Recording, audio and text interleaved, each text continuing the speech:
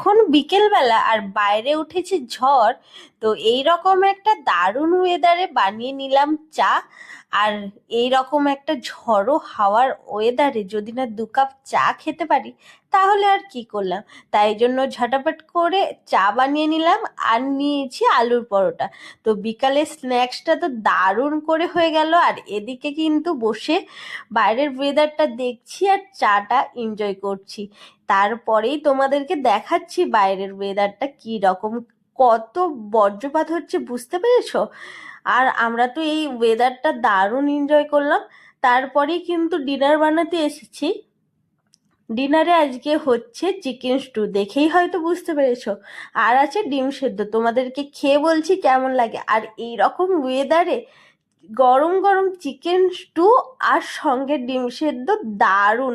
আর স্টুটা যা হয়েছিল না, দারুণ হয়েছিল। তোমরা আমার মুখের এক্সপ্রেশন দেখেই বুঝতে পারবে, দারুণ হয়েছিল, দারুণ।